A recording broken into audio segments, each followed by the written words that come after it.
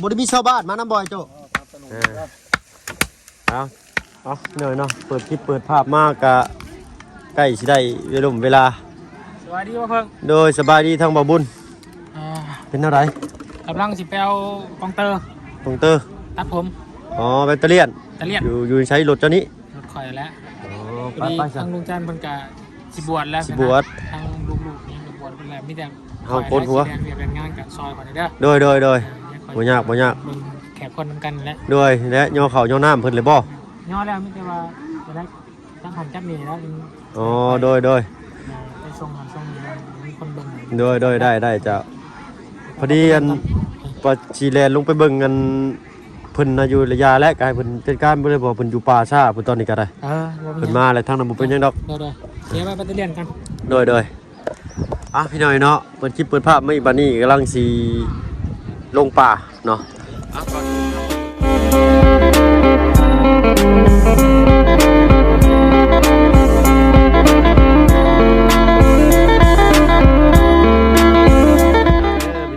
กับทักทายสบายดีผู้ใหญ่ใจดีแล้วก็ FC เบิร์ดทุกท่านที่เข้ามาชมช่อง YouTube บ่เพิ่งเคยหลายคือเก่า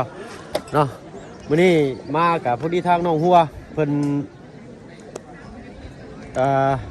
อยากกินทานน้ำพอแขกเพิ่นอีกเนาะก็ติดต่อมาทางว่าเพิ่นเนาะเป็นผ่านบุญให้ทางน้องเพิ่นเนาะเพิ่นได้เบิ่งคลิปเพิ่นก็ฮักก็ได้เบิ่งคลิปพี่น้องผู้คนก็ถือว่าหลายได้เนาะถ้าบ้านน้องเพิ่นถือว่าถ้าเกิดว่าคนบุญหลายนี่แขกกะสิลายเนาะ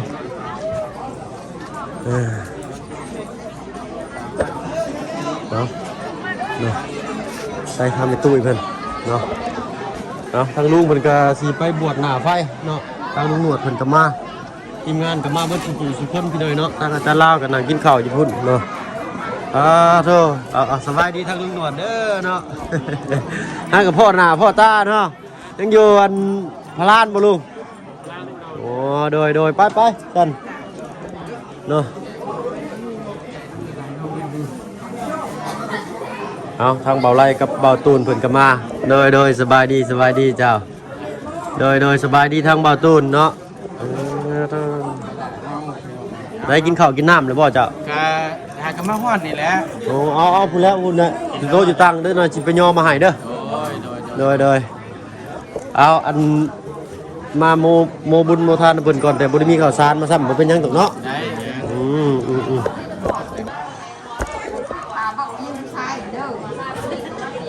เอาเริ่มทำในตู้อยู่เลยเนาะทางโลกรู้ว่าเป็นมากินทานแขกเพิ่นว่าคิดว่าซอยว่ามันเนาะ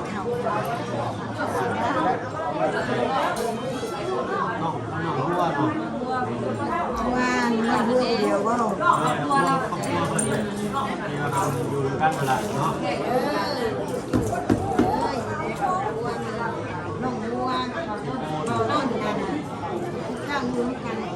เป็นเรามากินข้าวเจ้าสองแสนก็หักตักเอาเด้อสลายกันว่าแล้วพูดถึงก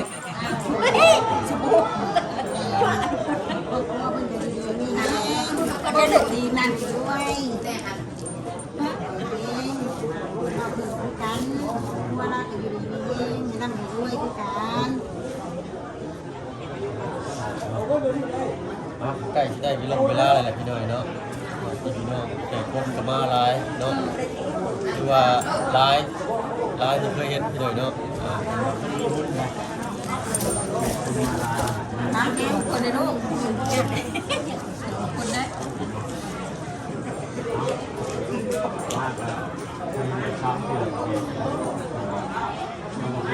ครับเนี่ยพี่น้อยเนาะกินอยู่นั่นเองในต้นมะขามนี้อาหารในนี้เอาขึ้นนอกต้นมะขามก็มากแล้วไปผมนะแขกนะเดี๋ยวเอาไว้เพิ่มด้านหน้าว่าอยากเห็นบุ้งดอกไม่ต่างหากนี่มึงอยู่มึงก็ท่านมีกระสีบะบุญกิจไปหาโยเขาด้วยนะเพื่อนที่ถามว่าอยากได้อะไรแบบนี้ครับทางวาซิแลนด์เพิ่นอยู่ทางที่พิซซ่าก็คือสีเคลียร์จบเลยแหละทางกันโยกมาซ่องอยู่กลางบ้านเมื่อกี้นี่เพิ่น ว่าสิลงไปพิซซ่าลงมาที่บ่ฟังเบิ่งว่าเบิ่งเรียกก่อนเลยเมนูอินเตอร์มันไปเปิดห้างอีกจัดซีน นี่มีตู้อยู่เนี้ยไป เข้าไปเดินไปเลยนะเอาอันนี้ก็เป็นเวลา11 โมงสิเที่ยงแล้วแหละไปหน่อยเนาะใกล้แล้วแหละใกล้สิได้ลงเวลา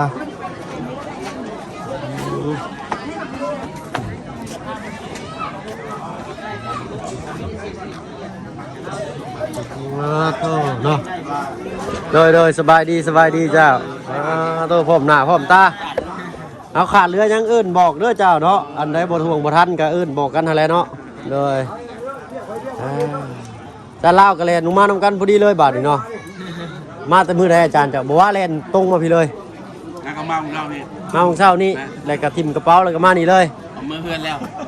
แล้วก็กลับมานี่โดยมือเพื่อนมาใหม่ไหลก้นกันมาพี่หน่อยเนาะมันได้บ่มีด่านคือข่อยบ่มื้อนี้มีอยู่ในหม่องนี่บ้านอันนี้บ้านอะไรนี่นะหม่องบ้านอันนี้บ้านหม่องประจับนี่นะหม่องนี้นี่ใกล้ๆบ้านอันนี้หัวหายหนองบัวทองแม่บ้านหนองบัวทองนี่หนองบัวทองด่านประจำอันนี้โอ้ยเนาะด่านใหญ่อ่ะเมื่อวานนี่มันอยู่นี่โอกาสมือนี่ก็ต้องเห็นต้องเห็นบ่ยับไปนี่ได้ยับไปใช่ว่าเพิ่นขยับลงมาพี่บ่หรือขึ้นพุ่นตอนนี้ยับขึ้นมาเนี่ยเฮาก็ไล่ก้นอยู่เพิ่นขึ้นไปลงมาอีกไล่ลงมาถึงใช้ไปพ่อไปอยู่บ้านเมืองแสนอีกคือเก่าไปฮอดอยู่บ้านเมืองแสนแล้วก็ขึ้นไปฮอดพุ่นแล้วก็กลับลงมาเลยเพราะเพิ่นเอาข่อยไปแล้วเพิ่นก็คือสิจืออยู่ดอกเนาะจือนี่บ่จือได้เนาะเพราะเพิ่นเสียเงินอีกนะเพิ่นสิมีตำรวจแข้งนี่อยู่2คนขี่รถชี้ฟ้าแล้วก็ไปตามเมืองแล้วก็เอาตำรวจเมืองนั่นมาลัดได้ถึงชั้นได้เป็นจุดได้แต่ละเมืองที่เพิ่นไปนะเอากับตามหน้าที่เพิ่นพี่น้อยเนาะว้าโตแดดแห้งอีหลีบาดนี้เนาะเบิ่งไปซอยทางบ่าวบุญเพิ่นก่อนเนาะแล่นอยู่เพิ่นสิตัดผมได้บาดนี้เอาไปก่อนเด้อเสด้อเนาะขอบใจหลายๆจ้าไปหน่อยนะเอาอยู่ทางนี้เป็นบรรดาลูกหลานเนาะที่สิมาบวชหน้าไฟนำใครเนี่ยแต่ว่ามีแบตเตอรี่อยู่มีหลายอันอยู่ได้เนาะ2-3 อันพุ่นแหละทางลุงจันทร์เพิ่นซื้อไว้ทำอะไรก็สิเอานำบ่บ่ได้แล้วบ่อยากถอกบ่อยากแท้บ่เอาเนาะไผสิแท้ไผละบาดนี้เคยเห็นแต่ทางอันลุงจันทร์แท้ให้ค่อยเนาะเจ้ากันน้ำมือเจ้ากันไปบ่ได้นั่นน่ะนำแล้วเอารถจับเบิ่งมันเข้าบ่เพิ่นว่าเสียบเบิ่งบ่เอามือแย่เบิ่งก็ว่าหัวมึนแม่นแล้วว่าติหัวมึนเอ้ยมันมึนแต่หัวเนาะ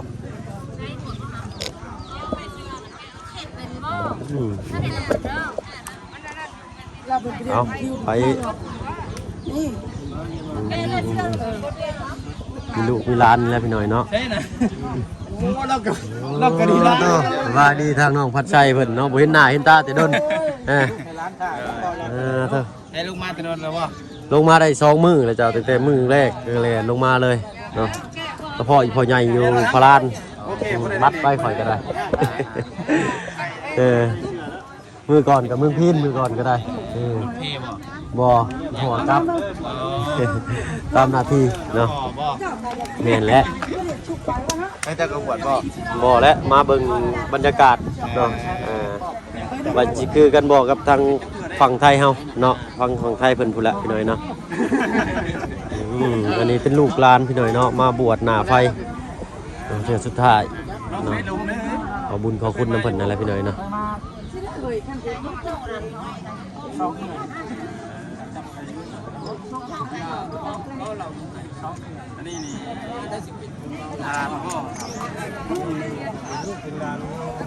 อยากเปิดหูใครนะหูว่ามันเป็นผู้ใดก็โกนอย่างเดียวดิไม่โกนอย่างเดียวพี่น้อยเราไปเบิ่งแยงทางประสาก่อนเดี๋ยวน้ำฝากมาเพิ่งเอาน้ำไปเด้อโดยมัดใส่ถุงมาจากหาแพ็คก็ได้คือสีพออยู่ดอกประสามันมีน้ำนะโดยมีถุงใส่อยู่บ่เลยกระสอบนี่ก็ได้ผู้คนก้นหัวอยู่เมื่อก่อนสิได้อยู่น้ำไม่เบียดเลย บอกเนี่ย ได้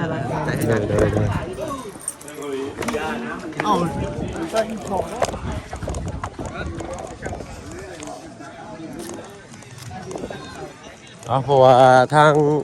มูลนิธิเพิ่นหรือว่าที่เพิ่นมาจัดการให้เนาะก็เป็นทางญาติบ่าวเพิ่งนำแน่แต่ว่าเฮาบ่ไปมันก็คือสิบ่งามปานนะเราก็ต้องไปเบิ่งนำแน่เพื่อยันบ่มีน้ำบ่มีในนะผ้าอันนี้เพิ่นเอามาแต่วัดบ่หรือว่าทาง พักหน้าเพิ่นสิได้ไปจูบริการเนาะ ตู้บริการจังหว่าเด้อ เอาไป2แพ็ค เอาจัก2แพ็คก่อนก็ได้เนาะ เดี๋ยวก็จะเอาใส่รถไปแบบไปส่ง โอเคโดย เจ้าธรรมดา โดยพี่น้องลงเลยลงภาษา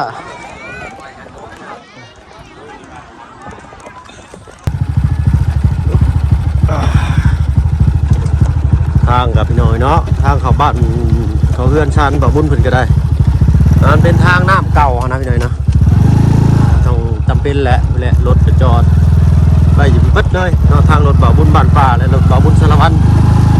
ผู้ที่มาโรงงานบ่อยากเข้าจอดในเต็มว่าซั่นซะเนาะเป็นคนบุญหลายครับโอเคนี่เนาะและอันจะว่าผู้คนมาหลายเนาะบ้านที่ว่ามีบุญสำคัญได้พี่น้อยเนาะตอนบางครอบครัวก็บ่มีญาติแต่ก็มีแขกมาหลายบางคนมีญาติหลายก็บ่มีแขกมาก็มีได้เนาะเห็นหลายเอ้านี่ได้กับผู้แหละผู้เดียวเนาะพบพ่อกันอยู่วันที่เอาเพิ่นไปผู้แหละเลยเนาะไปพ่อกันอยู่พุ่นเลยแต่กับทุกน้ำเย็นโอ้โทษใหญ่น้ำครับพี่น้องไปได้รถโอเคไปไล่ไปเลยเนาะมีคนอยู่โอ้ดูเลยเป็นแต่ทางกระโดดจะเป็นมีน้ำกินหรือบ่เนาะอย่านอนเป็นมีน้ำกินคือสีมีดอกในรถไปล้างบนตลาดอันนี้เป็นบ้านบ้านไม้เนาะนี่แหละมีโมเสียงโมทายมา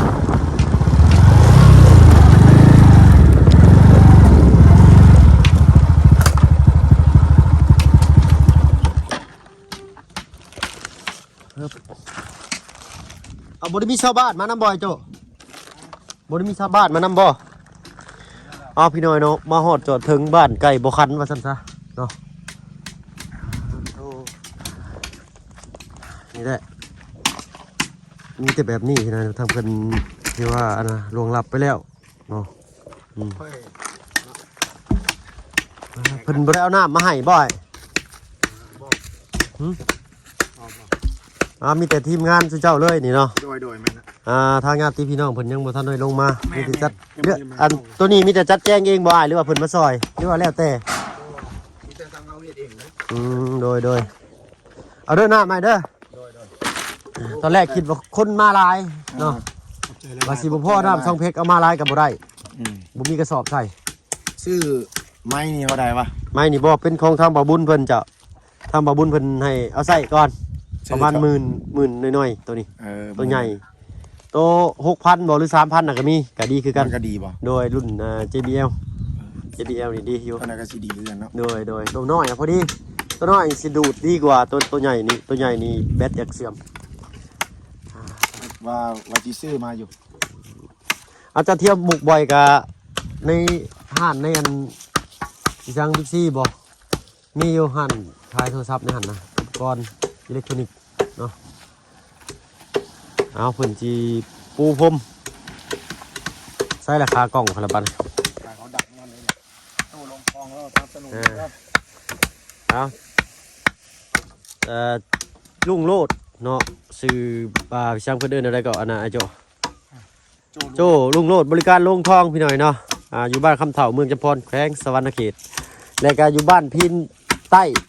เนาะเมืองอุทุมพรเท่านี้แหละใกล้ๆพี่หน่อยเนาะออกไปเดียวหัวก่อนฮอดปั๊มน้ำมันเลยปั๊มน้ำมันว่าซั่นซะขอโทษขออภัยหน้าสุกศาลาเนาะหน้าสุกศาลาหน้าของการบ้านว่าซั่นซะ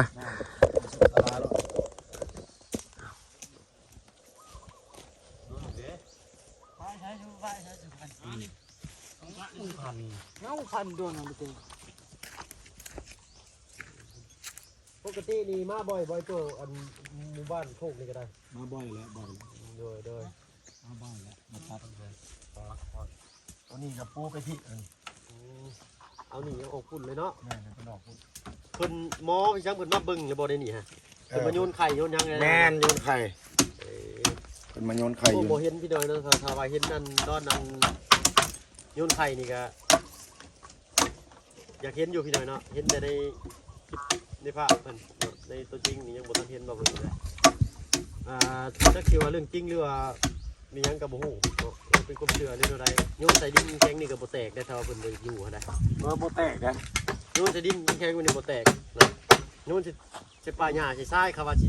บ่เพิ่นสิอยู่ให้มันแตก แต่ เดี๋ยวได้เฮาก็ โยน6 เมตร 4-5 เทื่อจะโบแตก เหนื่อย ถ้ามันโบแตก เหนื่อย ต่างเลย ปุ๊บมาพื้นแบบนี้นี่เฮาก็เอามาเองบ่อยจนเรือบ้านพัฒนา แม่นทั้งห้องมาเขาบริการแล้วเพิ่นครบหมดเลยเด้ โดย เฮ็ดให้เพิ่นครบหมดเลย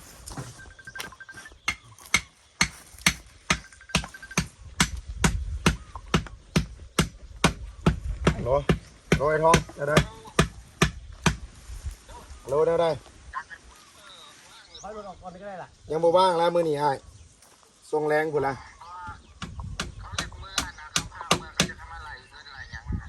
อ้ายก็เอาไว้แล้วแหละเคลียร์ไว้แล้วแหละโอนก็ได้โอนก็ได้โอนก็ได้โอนก็ได้โอนก็ได้ค่าหม้อกับ โอเค หม้อ600,000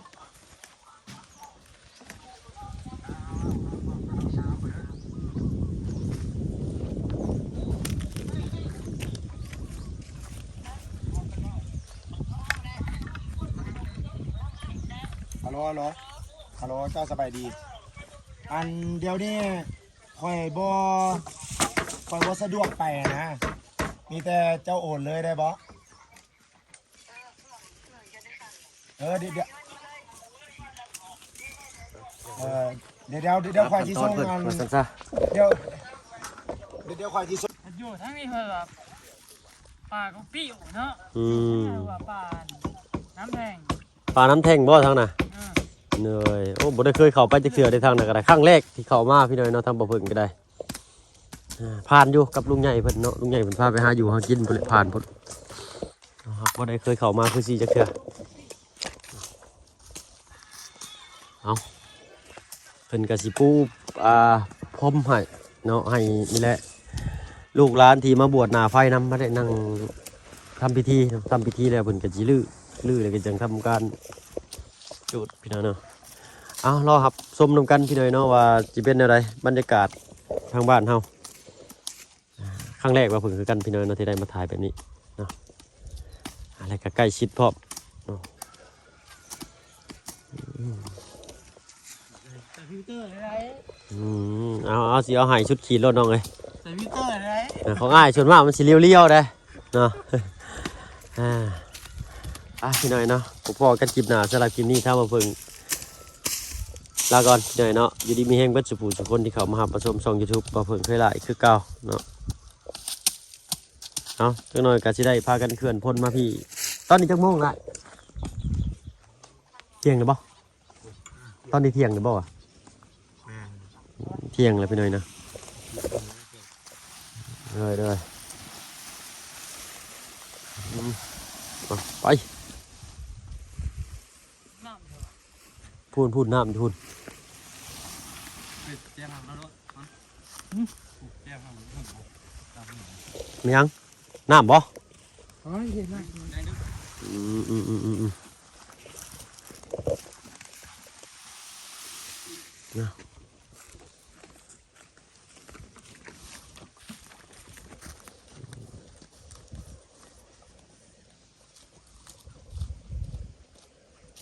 เมื่อก่อนทั้งบ้านเฮานี่สิบ่เห็นพี่หน่อยเนาะเฮ็ดแบบนี้นี่มีพอกมีพรมนี่ก็มีแต่พื้นหญ้าแบบนี้เลยบางหมู่บ้านก็สิมีศาลาให้พระเพิ่นนั่งสวดเนาะ รุ่นเบิ่งนำกันอีกพี่น้อยเนาะขั้นตอนต่อไปเพิ่นสิเฮ็ดอะไรนี่ก็พุ่นแหละเอาต้นญาติโยมลงมาเตามาโฮมกันเนาะอ้ายน้องเนาะจนฮอดนาทีสุดท้ายพุ่นแหละพี่น้อยเนาะเว้ากันหลายยายกันห่างเนาะสำหรับคลิปนี้ทำมาเพิ่งสิขอตัวลาลงแล้วพี่น้อยเนาะยินดีมีแรงเบิดสุขทุกคนเจ้าสบายดี จักเขาไปเอา